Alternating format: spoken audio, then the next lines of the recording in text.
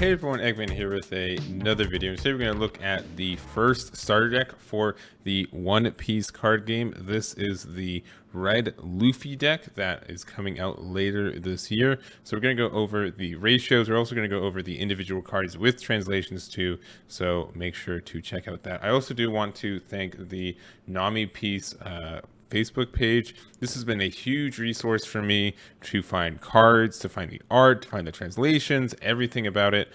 This is where I've gotten literally all of my information. I would not be able to make this video without all of the stuff they've given us. So thank you very much to the people who run this, and as well as if you guys want to check out this, they update it pretty regularly, like just a good resources for how to play the game. It's also in Spanish and English, so a lot of help there. And yeah, it's super good. I highly recommend it and checking out. Make sure to check the description for a link to that. But going over the kind of the deck list, and not deck list, but the ratios from the starter deck, we do have our 1 leader and then 4 of each. And spoilers, we're going to be doing a bunch of comparisons to the Digimon and the Dragon Ball Super card game. Those are the 2 games I play the most right now. It's also made by Bandai, and there's going to be a lot of similar stuff between those 2 games, and this game is pretty much in between.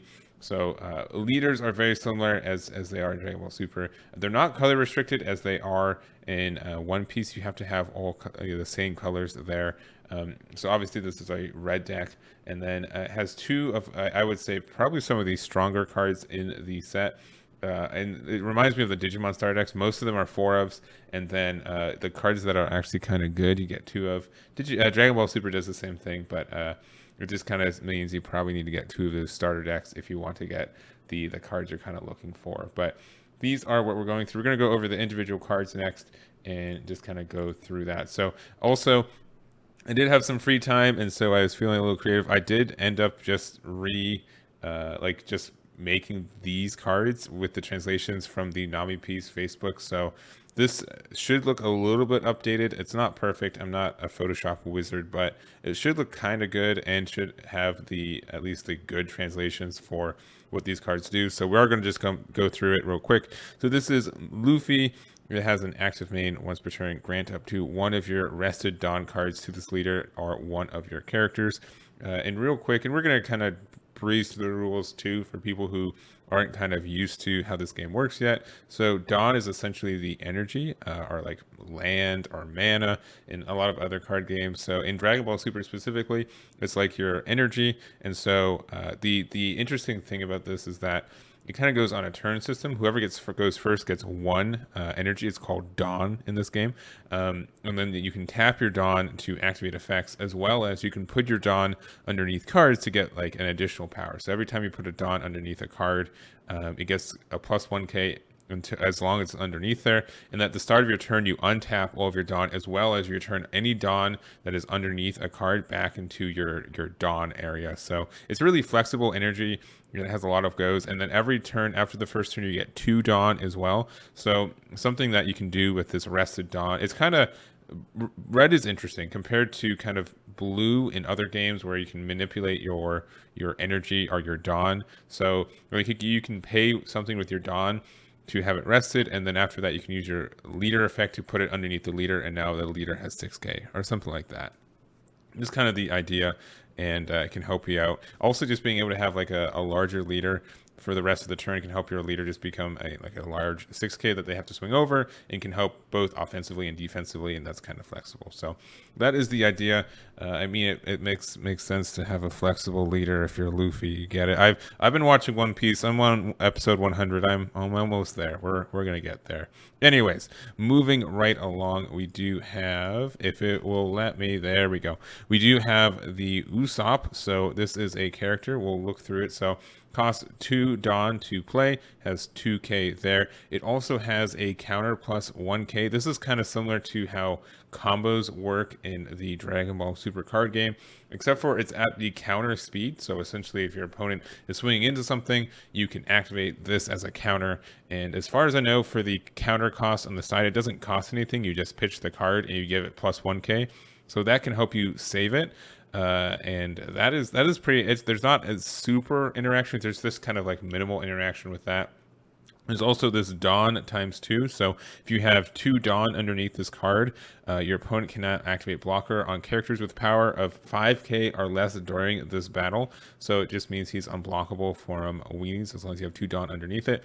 It also means he will be a 4k if you have the 2 Dawn with him. So like something you can do immediately is you can pay 2 to get this guy out, and then you can use your leader effect to put the one of the rested Dawns you used to play the Usopp this turn to have one of the Dawns. And so if you have 3 Dawn with your leader effect, you can make this unblockable in a 4k, and that's kind of nice.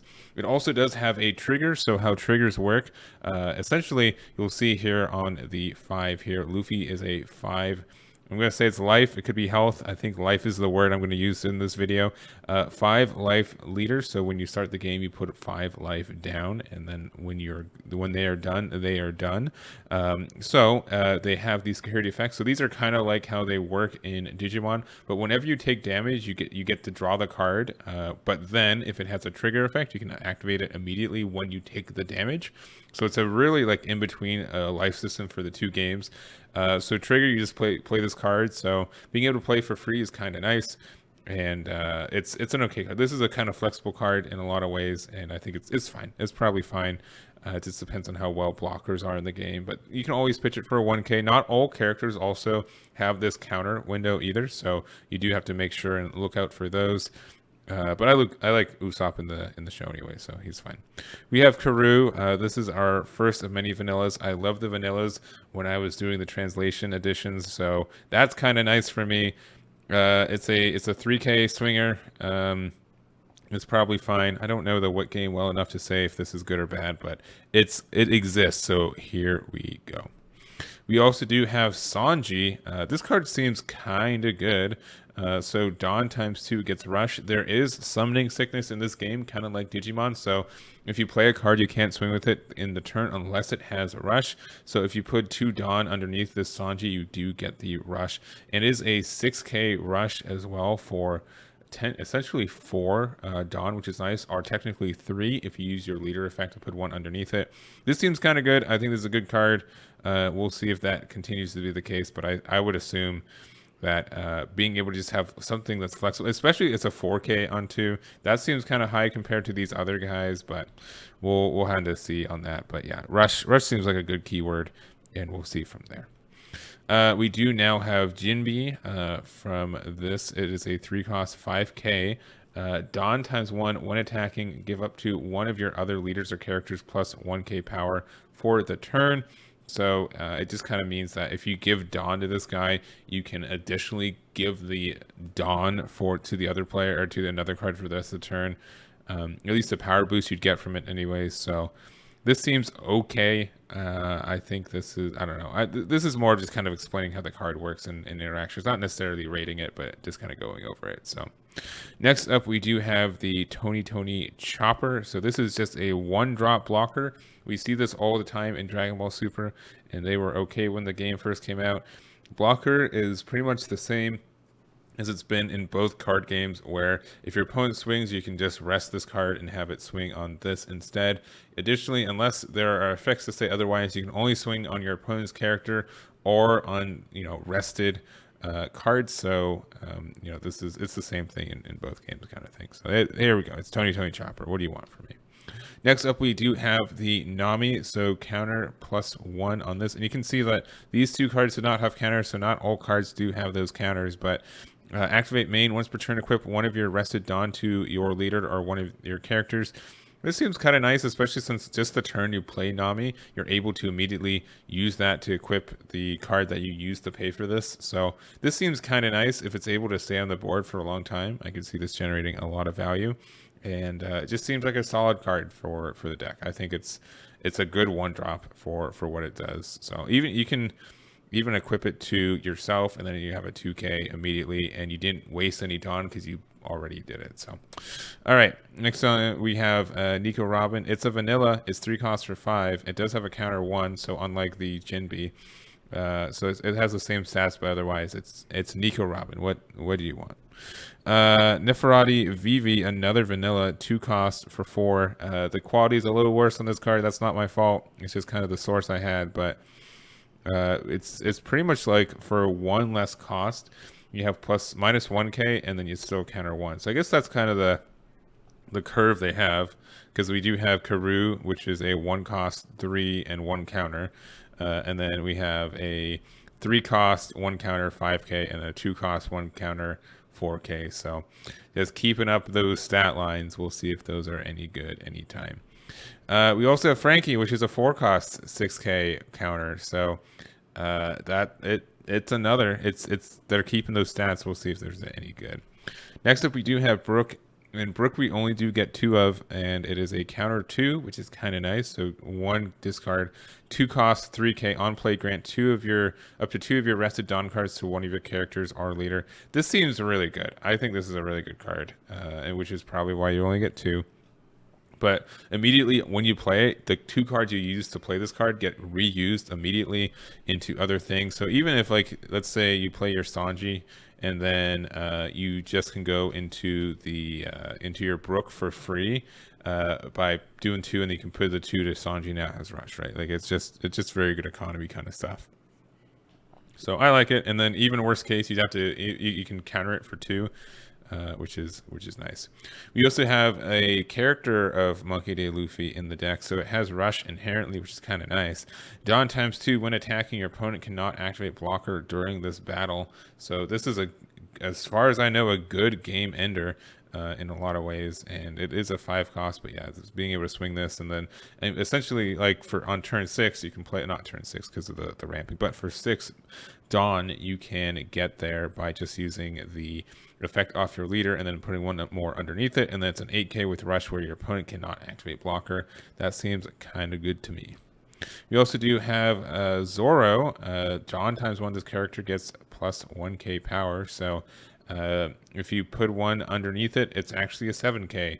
And it looks like it's just a permanent based on my understanding of it too. So it's a 7k for 3 looks like it's really good for the turn cost, especially since the vanilla 3 is a 5. So for just having 1 Dawn underneath it, you get a lot from it. And I don't know, I think you only get 2 of this guy too.